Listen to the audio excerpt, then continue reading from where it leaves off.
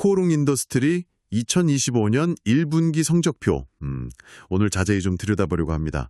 분기 보고서를 보면서 현재 상황, 또 주요 사업들 어떻게 돌아가고 있는지 같이 살펴보시죠. 네, 코오롱 인더스트리가 하는 일이 참 많죠. 보고서를 보면요, 크게 4가지 사업군으로 나눌 수 있겠더라고요.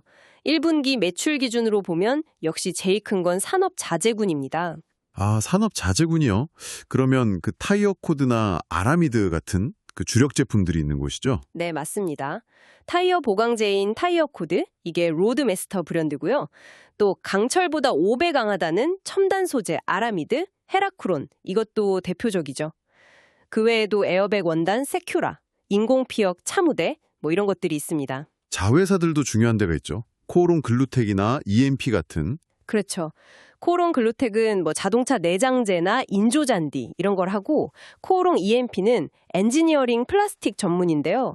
이 엔지니어링 플라스틱, 그러니까 POM, PA, PBT 이런 것들이 금속을 대체하는 고성능 플라스틱이라서요. 자동차나 전자제품에 점점 더 많이 쓰이고 있습니다. 그렇군요. 다른 사업 부문들도 좀 볼까요? 화학이랑 패션 비중도 꽤 크던데요. 네네. 화학 소재군이 매출의 한 27.9% 정도 됩니다.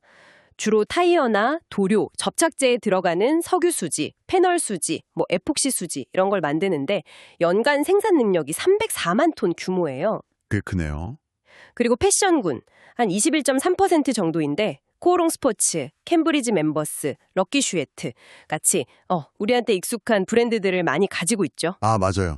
코오롱 스포츠. 네, 마지막으로 이제 기타 사업군이 한 2.9% 정도 되는데 여기는 골프장 운용하는 그린나레나 벤처 투자하는 코오롱 인베스트먼트 같은 회사들이 포함됩니다. 정말 다양하네요. 그럼 이 핵심 제품들, 예를 들어 타이어 코드나 아라미드 같은 것들의 경쟁력은 어떤가요? 시장에서는 좀 알아주나요? 그럼요. 타이어 코드는 구디어나 브리지스톤 같은 세계적인 타이어 회사들에 납품할 정도니까 기술력은 인정받았다고 봐야죠. 특히 요즘 전기차나 SUV가 늘면서 고성능 타이어 코드 수요가 증가하는 추세라 이 부분은 좀 긍정적으로 보고 있습니다. 아, 수요가 늘고 있군요. 네. 그리고 아라미드, 헤라크론은 방탄복이나 광케이블 같은 데 쓰이는 정말 핵심 소재인데요.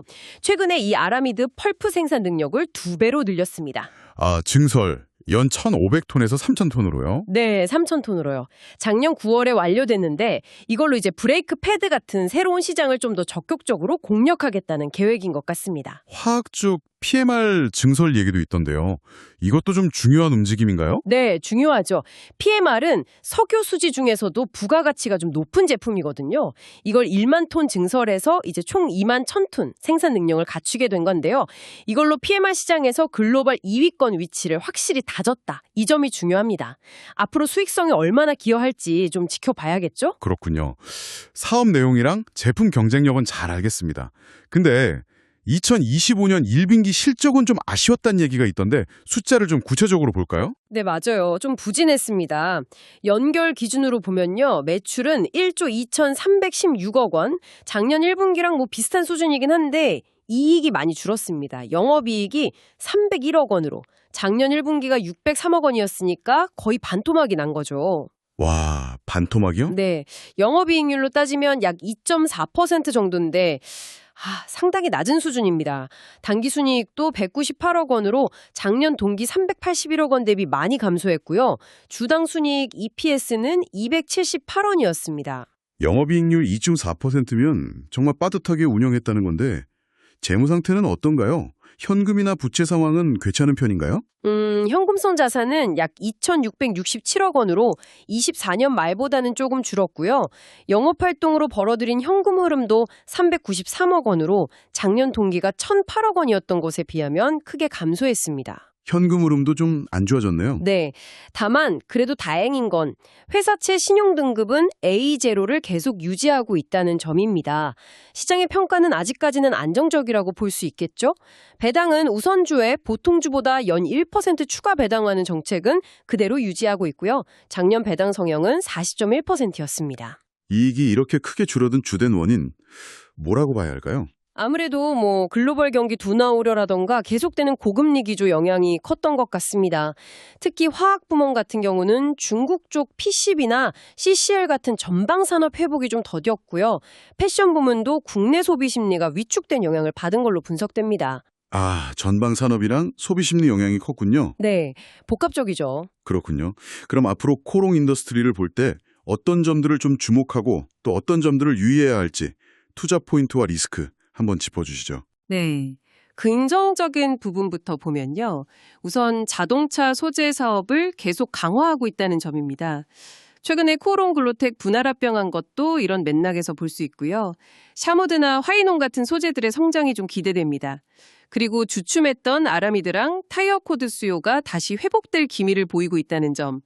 또 PMR 증설 효과가 이제 나타날 수 있다는 점도 긍정적이죠. 아, 수요 회복이랑 증설 효과요? 네. 그리고 반도체 소재 MPPO 생산시설 증설 투자도 진행 중이고 또 의외로 코오롱 스포츠 중공 매출이 작년 대비 60%나 늘었어요. 이것도 좋은 신호죠. 오, 코오롱 스코지 중국에서 잘 나가네요. 리스크 요인은 어떤 게 있을까요? 최근에 그 소송 이슈도 좀 있지 않았나요? 네. 가장 큰 리스크는 역시 주력 사업들이 자동차, 전자, 건설 같은 전방 산업 경기에 상당히 민감하다는 점입니다. 경기가 안 좋으면 바로 타격을 받으니까요.